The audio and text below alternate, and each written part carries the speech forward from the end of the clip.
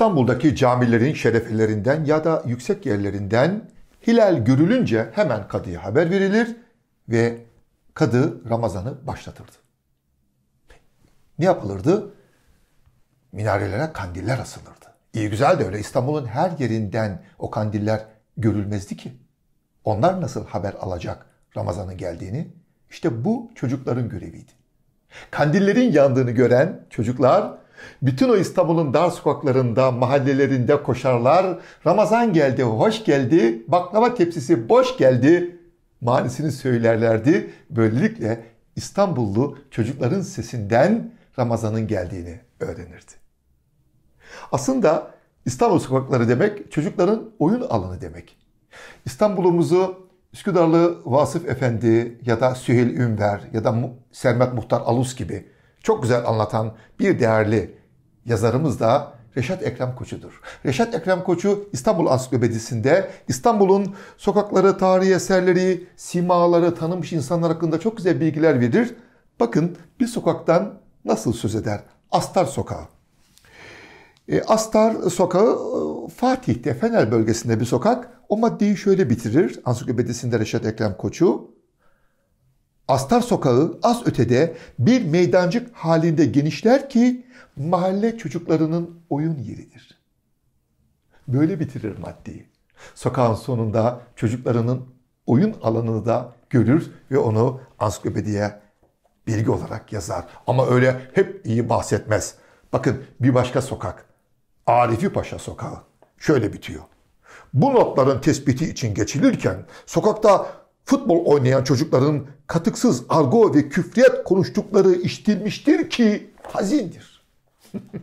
Birbiriyle argo konuşan çocukları da not eder Ansiklopedisine Reşat Ekrem Koçu.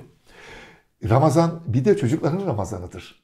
Ve çocuk ve Ramazan üzerine yazılmış en ünlü eserlerden biri Halide Edip Adıvar'ın Mor Salkımlı Ev adlı kitabıdır.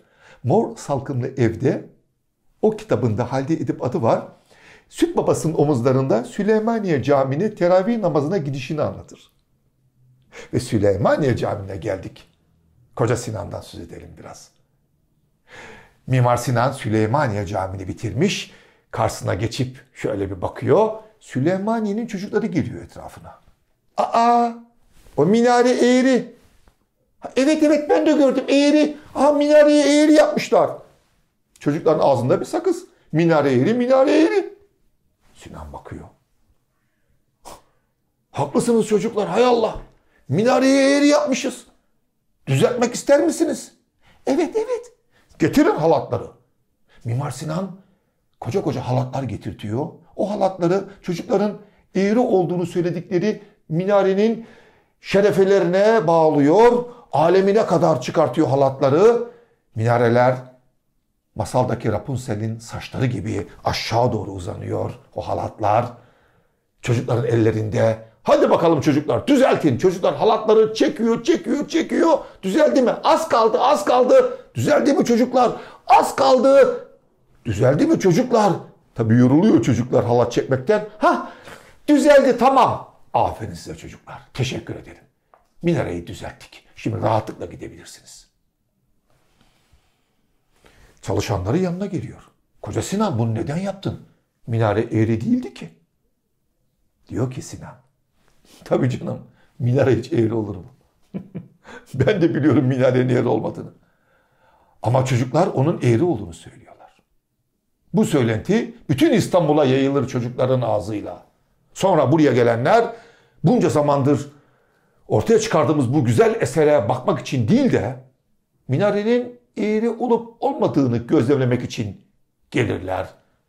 Verdim çocukların eline halatı, düzelttim, gittiler.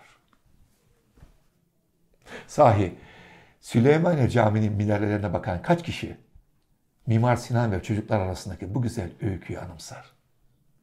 Ramazan ayında çocukların bir oyunu da mahyacılık oyunuydu. Yer mahyası kurarlardı. Bunun için İstanbul'un kıyısına, deniz kıyısına giderler, midye toplarlardı. Midyeleri açarlar, o midye kabuklarının içine yağ dökerler, ateş yakarlar ve yere mahya kurarlardı. Bu çok eski bir çocuk oyunuydu Ramazan aylarında. Ve 8 yaşında bir çocuk Ali Ceylan. 8 yaşındayken evinin arkasındaki bahçedeki ağaçların arasına ipler geliyor ve mahya kuruyordu. 8 yaşındaki bir çocuk neyle mahya kuruyordu? At kestaneleriyle, yazın mısır koçanlarıyla. Ali Ceylan mahyacılık oynuyordu. Bütün hayali mahyacı olmaktı.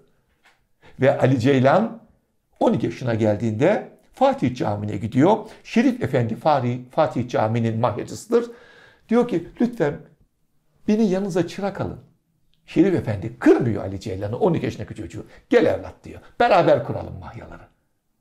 Ve Fatih Camii'ne mahyalar kurarken Şerif Efendi yanında 12 yaşındaki Ali Ceylan vardı. Sonra bir Ramazan daha yanında çıralık gidiyor. 14 yaşına geliyor Ali Ceylan. Duyuyor ki Sultanahmet Camii'ne mahyacı alınacak. Bunun için bir sınav yapılıyor.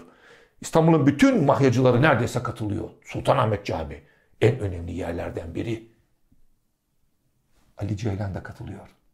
Ve Sultanahmet Camii'nin mahyacısı olmaya hak kazanıyor. Sınavı 14 yaşındaki Ali Ceylan kazanıyor. Sultanahmet Camii'ne baktığımda o mahyaları gördüğümde hep aklıma 14 yaşındaki Ali Ceylan gelir. Ve yine ne gariptir ki Sultanahmet Camii'ni yaptırtan Sultan 1. Ahmet tahta oturduğunda tıpkı o mahyaları kuran Ali Ceylan gibi 14 yaşında bir çocuktu. Geldik bir mahya ışıkların daha sonuna. Yarın yeniden birlikte olalım. Sürçülisan ettiysem affola.